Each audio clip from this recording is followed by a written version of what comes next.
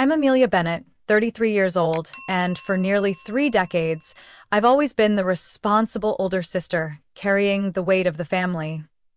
My younger sister, Chloe, 4 years my junior, was the golden child, with eyes bright like early spring sunshine, adored and protected by everyone. From our earliest years, there was a special bond between us.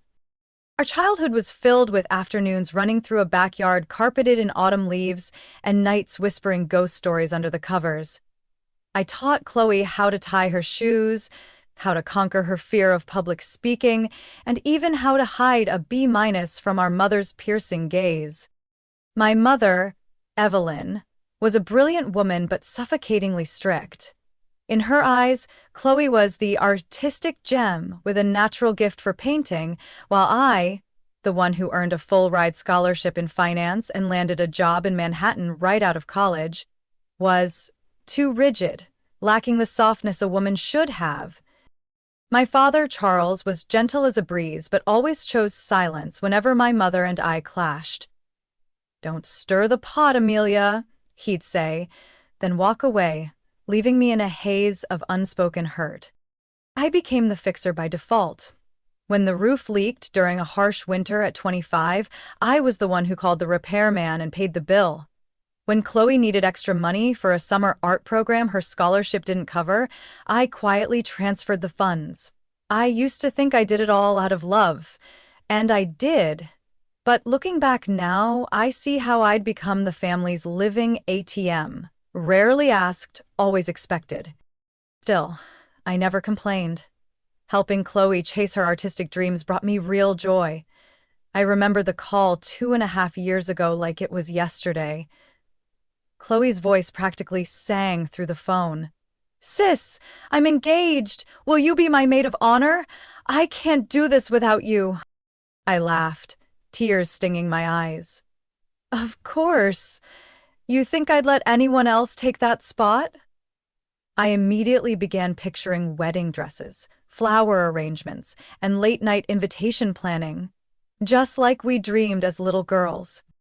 Without hesitation, I started spending weekends researching venues, scheduling meetings with planners, and building detailed budgets. Chloe wanted a rustic but elegant wedding, so I suggested a few countryside barns in Vermont where the fall foliage looked like something out of a movie. I bought bridal magazines, printed Pinterest boards, and color-coded sticky notes for each idea. Each call with Chloe was filled with excitement. "You're like a wedding planning superhero. I'd lose my mind without you." Hearing that melted every ounce of stress. But deep down, I knew a beautiful wedding wasn't just about dresses and desserts. It needed alignment, mutual respect, and most of all, trust. I never expected that the one thing missing from this journey would be the one thing we needed most. Everything started to shift, quietly, like a cold wind sneaking in through a crack in the door. And the person who opened that door was none other than my mother, Evelyn. At first I thought she was just overly excited about her first child getting married. "I just want to take some of the stress off, Chloe," she said, flipping through brochures from luxury resorts I'd never even heard of. "You're busy in Manhattan. I've got more time." I nodded, thinking nothing of it. But just a week later, I got a short text from Chloe. "Mom already put down a deposit at the Aspen Room. There was only one day left, so we went ahead and booked it." I froze. The Aspen Room? That wasn't even on our short list. I still had the comparison chart we made together: pricing, style, guest reviews. Instead of feeling happy, I felt a creeping unease. I called Chloe right away. "Why didn't you talk to me first?" Her voice wavered. "I was surprised too, but Mom said she already ran it by you. She told me you agreed." I stood paralyzed in the middle of my office, surrounded by untouched paperwork. My mother had used my name to rubber stamp her own decision? And that was only the beginning. The vendors I had carefully researched. My friend's artisan flower shop, the acoustic band Chloe once said sounded like a dream, were quietly replaced without a word. In their place were family friends of Evelyn's, an MC, a baker, strangers to me but clearly familiar to her. Then Harper showed up. Harper Green, our cousin on Dad's side, used to dominate every Thanksgiving conversation. I hadn't seen her in 3 years, and suddenly she was Mom and Chloe's trusted wedding planning sidekick. One day, I opened Instagram to catch up on updates. The first photo I saw, Chloe, Mom, and Harper clinking champagne glasses at Galleria Bridal, an upscale dress boutique. The caption read, "A perfect day with the most important women in my life." I set my phone down, heart sinking. No one told me about the dress fitting. No invite. No apology.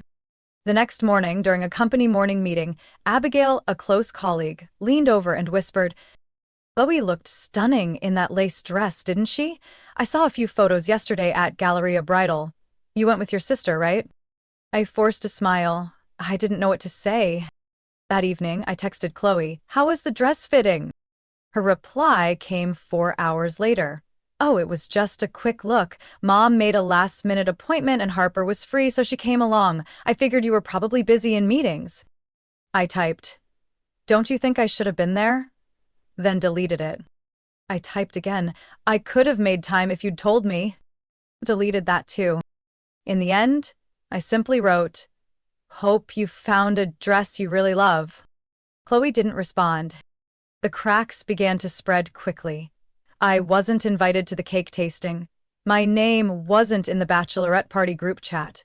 Every time I offered input, the reply was usually, "Mom already handled that." Or worse, complete silence. I started to feel less like the maid of honor and more like an outsider, watching my sister's wedding unfold through social media. Everything happened too fast, too coldly. As if I were being slowly replaced by a nicer, less complicated version of me named Harper. She was now in charge of invitations, cake options, and even giving Chloe advice on... The last time I spoke to my mother face to face, she shrugged. "You've got so much going on in New York. Wedding planning needs someone nearby, someone flexible. If Harper can help, what's the harm?" I sat there, gripping the edge of the chair.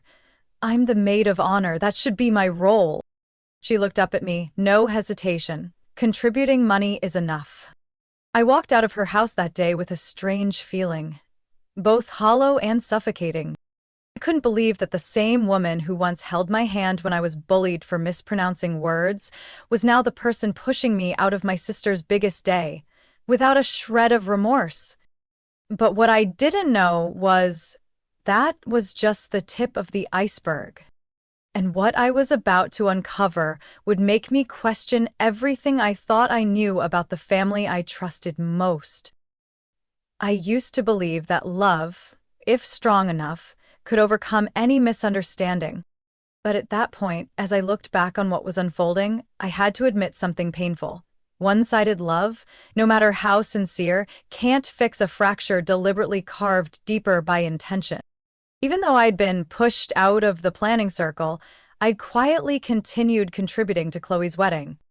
I wired $2,000 for the deposit on the photographer Chloe once called a lifelong dream, the same one my mother dismissed as too modern and not in line with the family's image.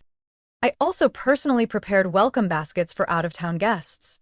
Each box contained a handwritten note, a local map, and a box of handmade chocolates from the small shop near where Chloe grew up. It was my way of saying, "I'm still here. I still love you, even if no one mentions my name." The pinnacle was the honeymoon I silently planned, a surprise gift for Chloe and her fiancé, Liam Carter. I chose Florence, Italy, the place Chloe once said she dreamed of watching the sunrise over the Ponte Vecchio. I booked a private villa overlooking the Arno River, added art tours, a cooking class, and Uffizi gallery tickets. It totaled nearly $9,200, but I never hesitated. I didn't want thanks, only to know that when Chloe opened the door to that villa on their first morning in Italy, she would realize her sister never left, no matter how many times she was pushed aside. But then, the truth began to drip out. like melting ice in your palm, cold and uncontrollable. One afternoon, I bumped into Nina, Harper's close friend, at a cafe near my office. She looked at me with visible concern and quietly asked, "Amelia, I know it's not my place, but did you really say Chloe's wedding was an empty display with no real love?" I almost spilled my espresso. What did I say? Harper told everyone at the planning meeting yesterday. She said your mom has been holding it together because you're trying to sabotage everything, that you can't stand your sister being happy before you. I don't even remember how I left the cafe. My mind kept repeating the same question. Why would my mother, the very person I'd spent my life trying to please, stand by while someone painted me as a villain? Or worse, was she the one who started it? That night, I sat in my small apartment in the Upper West Side, laptop open, scrolling through every invoice, every confirmation email for Chloe's wedding. Each line felt like a fresh cut. I'd spent over $12,000 on a wedding I wasn't even sure I still belonged to. I called Chloe. First call, no answer. Second call, Liam picked up. Said she was in a meeting with Mom and Harper. I sent just one message. I need to talk. No blame, just the truth. No one replied. The next morning, I got an email from the event planning company I had recommended to Chloe. Attached were documents my mother had sent them. I nearly dropped my phone when I read the note at the bottom. Please ensure that no contributions from Amelia Bennett are mentioned. The family does not want guests to misunderstand her role in the wedding. Misunderstand her role? They weren't just erasing me financially, they wanted to erase me completely, as if I was never there. That night, I walked around Central Park until nearly midnight. The cold wind slipped into my collar, but my thoughts were even colder.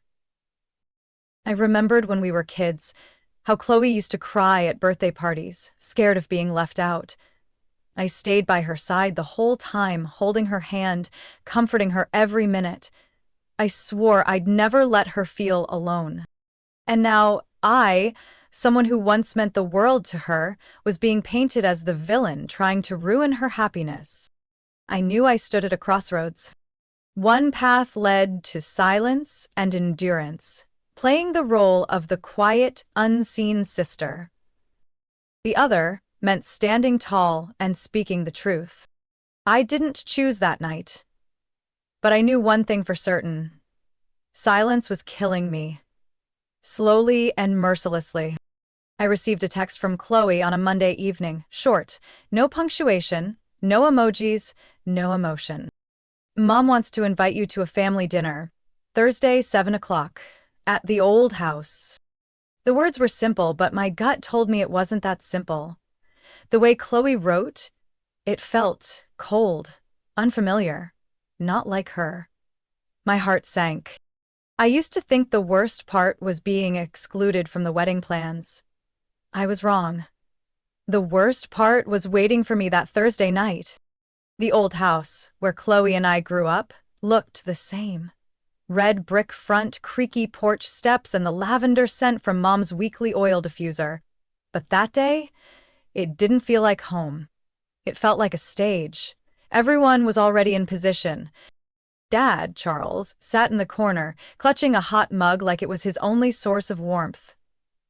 Chloe sat beside Mom, eyes avoiding mine.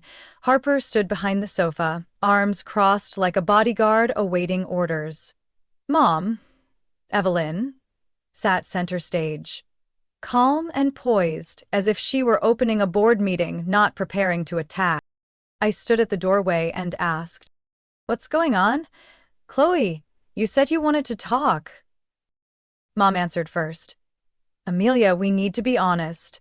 Some of the things you've done have caused pain, not to one person, but to many."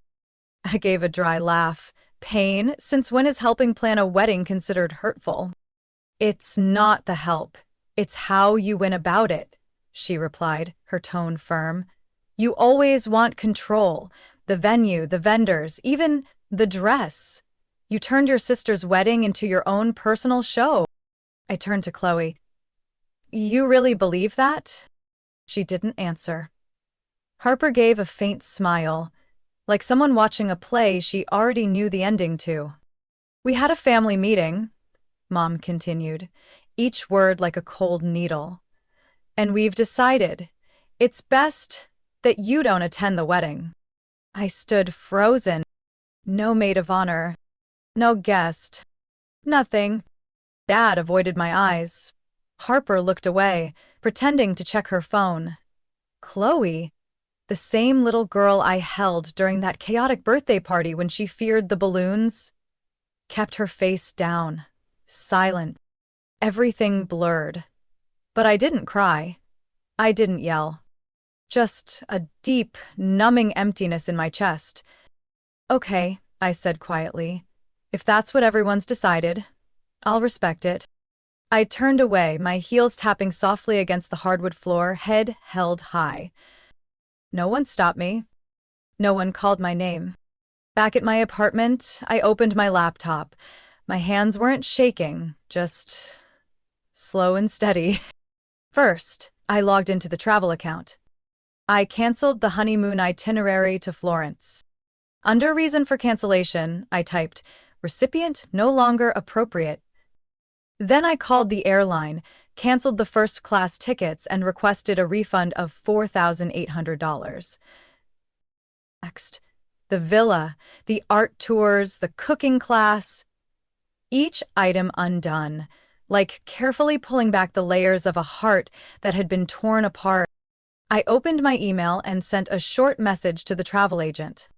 Please cancel all bookings related to Amelia Bennett, personal reasons, kindly confirm. Then I logged into my bank account and reversed the $2,000 transfer to the photographer. Thankfully, the final payment deadline hadn't passed. I also contacted the invitation company to cancel the welcome gift packages, which hadn't been delivered yet. I did a rough calculation. Nearly $11,000 had been pulled back, not out of revenge, but because I had finally woken up. No one has the right to demand your sacrifice when they've already pushed you out of their lives.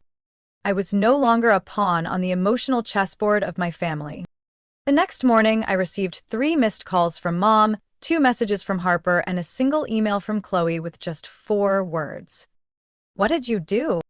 I didn't respond. Not out of anger, but because, for the first time in my life, I was choosing silence for myself, not out of fear of disappointing others. I brewed a cup of tea, opened the curtains, and looked out at New York City glowing in the morning light. Then whispered to myself, Amelia Bennett, from now on, your life isn't about pleasing anyone else. 3 days after the night I was exiled from my sister's wedding, I received a strange email from the international booking system. The subject line read, Cancellation confirmation. Honeymoon package, Florence. Carter, wedding. I sat up straight, heart pounding. Not because of the content, I was the one who canceled it, but because the recipient of the email was Chloe. Less than 2 hours later, I got a call from an unknown number. Amelia? A deep, firm male voice. This is Liam. I need to talk. Urgently. We met that afternoon at a small cafe near the Hudson River, where Chloe and I used to chat for hours when she was in college. Liam arrived early. He stood the moment he saw me, eyes weary like someone who had just walked through a silent battlefield. Chloe's been crying all morning, he began. She got the honeymoon cancellation notice, and she didn't even know she had been gifted one. I stayed silent. He continued, his voice slow, like he was untangling a knot from deep inside. She asked your mom. Evelyn said you promised to book it, then canceled out of spite after being removed from the wedding. Chloe believed her. But something didn't add up. What was it? I asked quietly. Liam pulled out his phone. This message. He showed me a text thread labeled, Amelia, sister, on Chloe's phone. The messages weren't mine. Odd capitalization, a tone of bitterness I never used with my sister. Don't expect me to pay another cent for that wedding. Mom was right. You're an idiot for trusting me. I looked up at Liam, eyes wide. I never wrote those. I know, he nodded. Because Chloe hadn't deleted the old chat with you on her computer. Last night, I borrowed her laptop to send a file, and I found a different conversation. Part of it matched, part of it didn't exist on her phone. That's when I started digging. My heart raced. I checked the sync settings, Liam said, and I found an extra iCloud account added to Chloe's devices, listed as a remote administrator, name, Evelyn B. Home. My throat went dry. You mean… Exactly. Your mom blocked your messages, created a fake contact under your name, and faked entire conversations to manipulate everything. The shock in me was beyond words. Months of blaming myself, wondering why my sister had grown distant, why she trusted others more than me. It wasn't Chloe who changed. It was Chloe who had been controlled. Deliberately. Does Chloe know? I asked. Liam nodded. She does now. But she's not ready to face you. She's angry, ashamed, and more than anything, she feels guilty. I clenched my coffee cup. The warmth wasn't enough to thaw the emptiness in my chest. Guilty for believing Mom. For staying silent when you were cut out of the wedding, Liam replied. She thought that night was going to be a reconciliation dinner. Your mom told her that. Chloe had no idea it would be a literal exile. I let out a dry, bitter laugh. I lived under the same roof as my mother for 18 years, and I never imagined I'd end up as the villain in a story she wrote herself. Liam looked at me, sincere. Amelia, I don't know where this will go, but I'm begging you, please don't shut this door just yet. I stayed silent for a long while. Finally, I nodded. I'm not sure I'll attend the wedding, but I won't stay silent anymore. That night, just as I was about to turn off my phone and rest, a message from Chloe popped up. Sis, I'm sorry. I didn't know anything. I just want you back. As my maid of honor, as my sister. Like before. I read that message over 10 times. Part of me wanted to run to her house, hold her, and forget everything. But another part knew it wasn't that simple. Because before I could forgive my sister, I needed to face the woman who had pulled the strings of my entire life. And I was ready for that.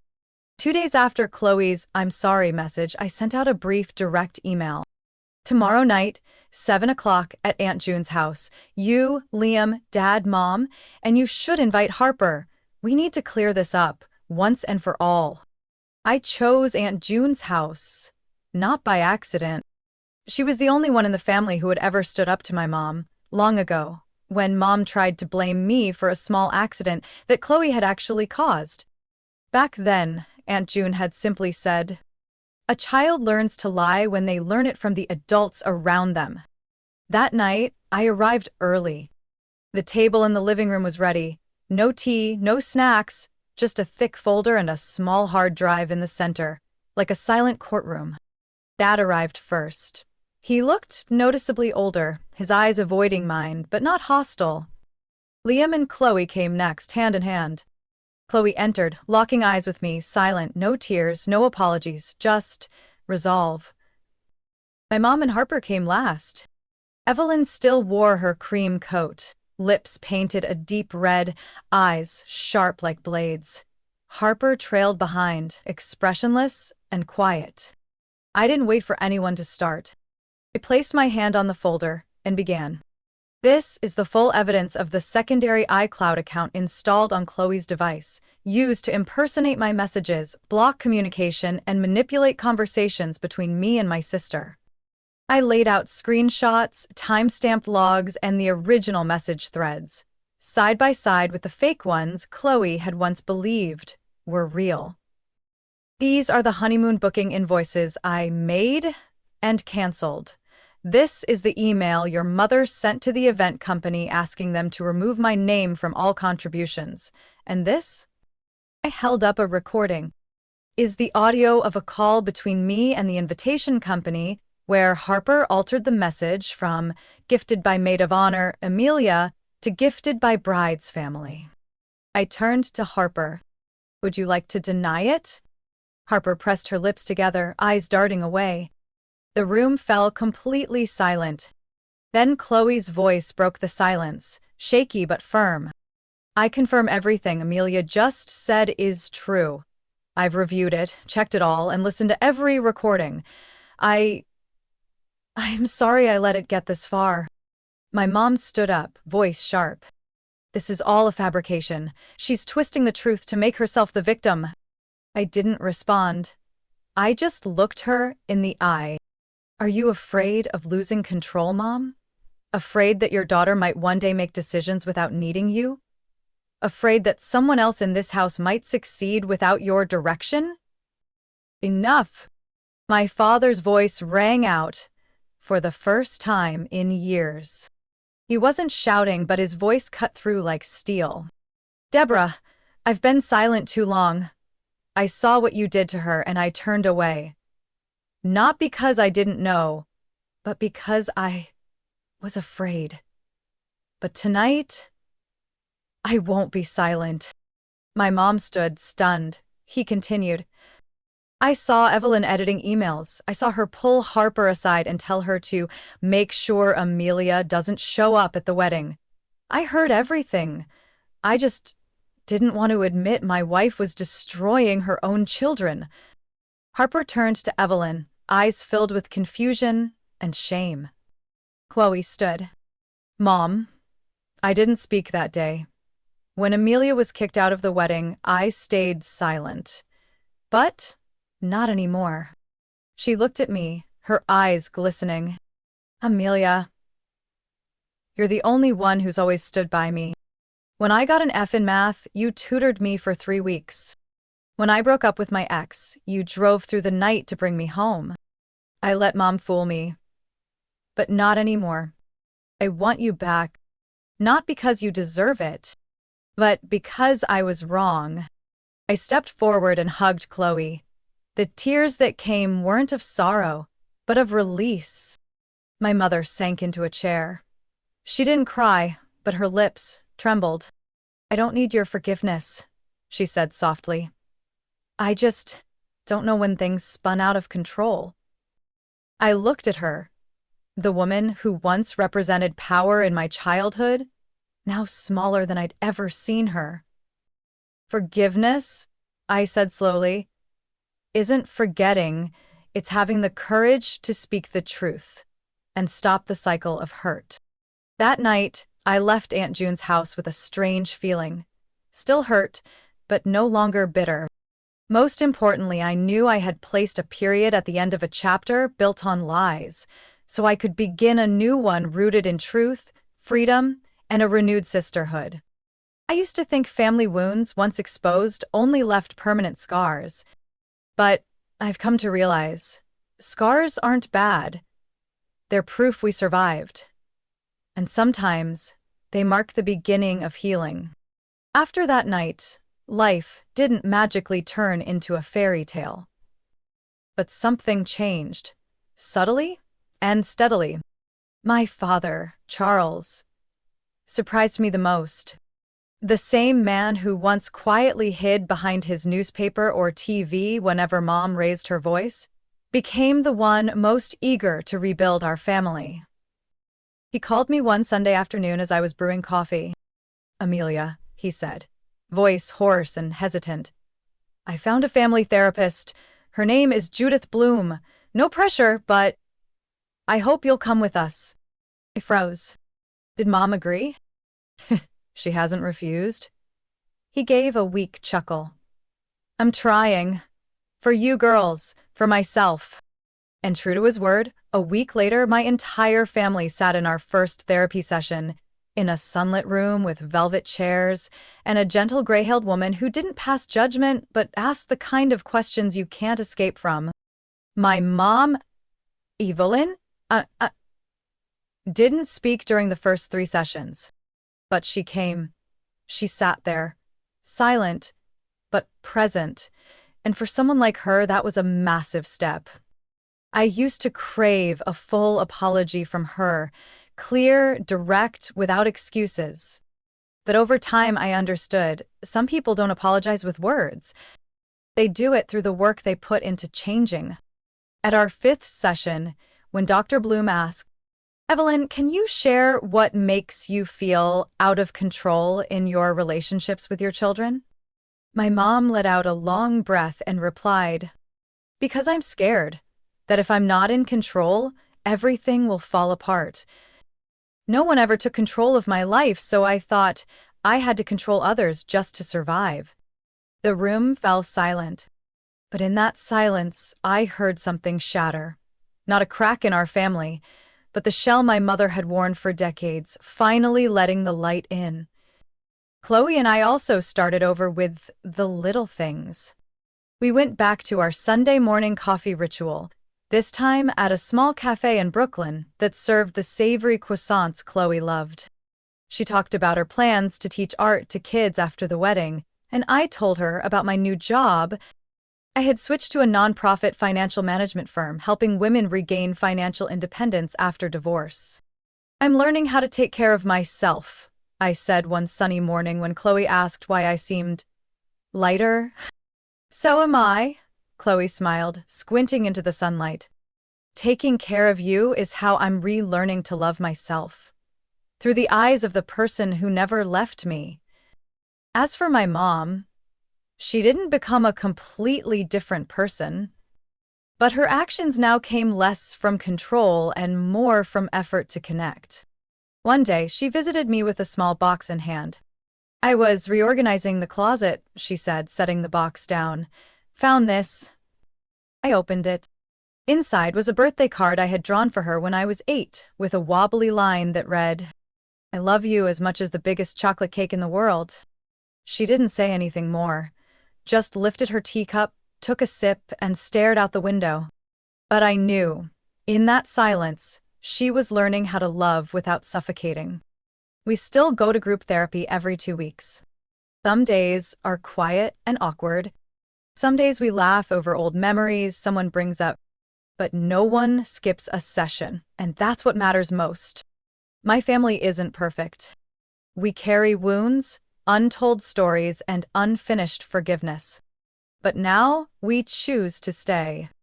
To speak, to listen, and to try.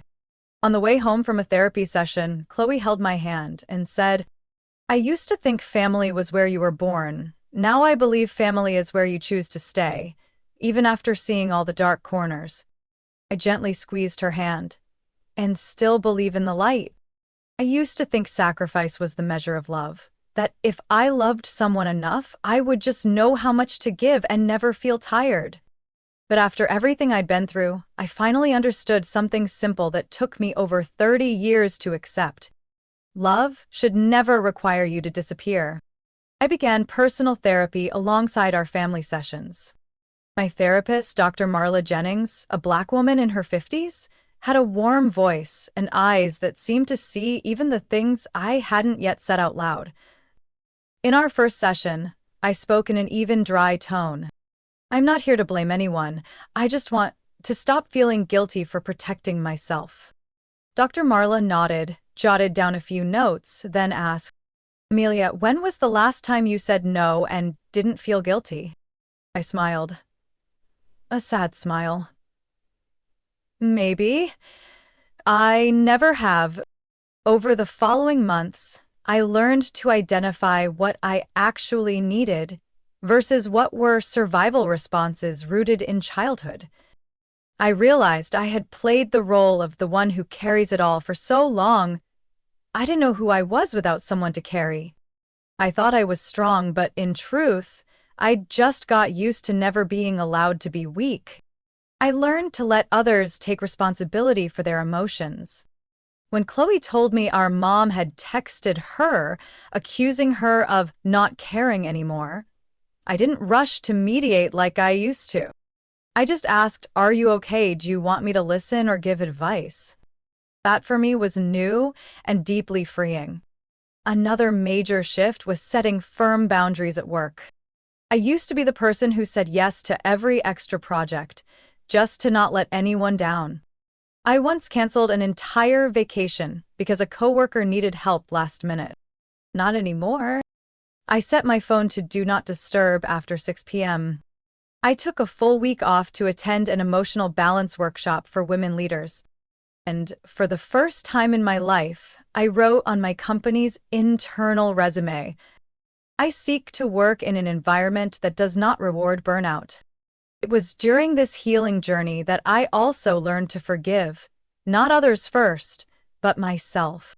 I forgave myself for letting my mother manipulate me for so long, for judging Chloe too quickly when she didn't have the full picture, for sacrificing so much of myself and still believing I was doing the right thing. Something unexpected happened in March. I received an invitation to speak at TEDx Boston on the topic, Saying No, A Journey Back to Yourself. At first, I planned to decline, but then I remembered the eyes of the women at the January workshop when I said just one line, "You are not selfish for choosing a life free of manipulation." And I accepted. I spent 2 weeks writing the talk, rehearsing each line and gesture, not to be perfect, but to be honest to the core. The night before the event, I called my dad. "Tomorrow, I'm going to talk about our family. I won't name anyone, but I won't hide the truth." He said one sentence that choked me up. "Sweetheart, if telling the truth is what helps you heal, then tell it. I'll be your first listener and your loudest applause."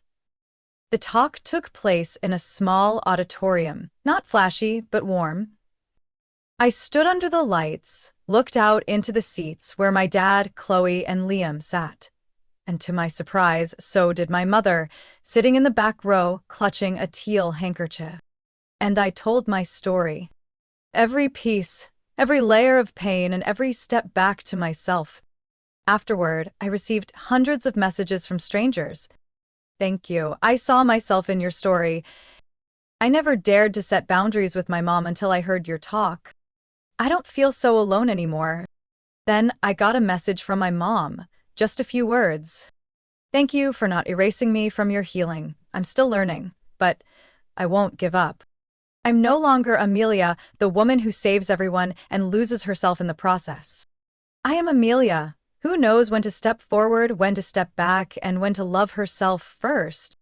2 years after my TEDx Boston talk, I stood on the lush green lawn of a small garden in the Beacon Hill suburbs, hand in hand with the man who had walked with me through both the most harrowing and the most beautiful days of my life. Brendan, my boyfriend, now my fiancé, was nothing like the type of man I thought I'd choose. He wasn't a successful businessman nor the ideal man in my mother's eyes. Brendan was a social worker at a center supporting survivors of emotional abuse. The first time we met, he said bluntly, "I'm not here to rescue you. I just want to be beside someone who knows how to rescue herself." And for the first time in my life, I knew I didn't have to prove anything to be loved. Our wedding unfolded just the way I'd always hoped. Intimate, private, no drama, just love and respect. No elaborate schedules, no hollow promises. Just two people choosing each other and choosing freedom from all imposed expectations. Chloe was my maid of honor, in a mint green dress she designed herself. My father walked me down the aisle. When he looked at me, in my simple, elegant wedding gown, he whispered, "My daughter, finally choosing for herself." And my mother, Evelyn, sat in the second row beside Aunt June. She didn't interfere, didn't orchestrate.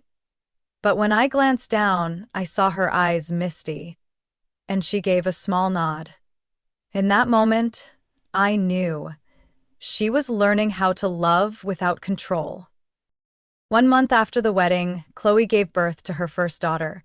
She called me to the hospital right after delivery, her eyes tired but glowing. "What do you want to name her?" she asked, her voice raspy.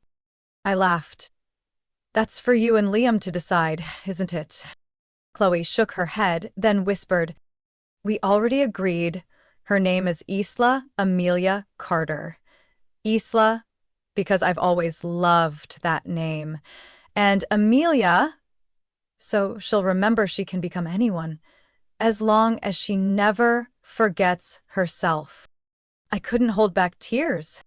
I held Isla in my arms and felt my heart soften like a gentle melody through years once filled with storms.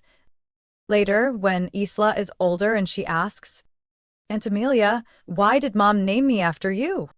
I'll tell her the story. Not about pain, but about courage. I'll tell her, there will be people who try to make you believe that love requires complete sacrifice, but you have the right to set limits, because true love doesn't erase you.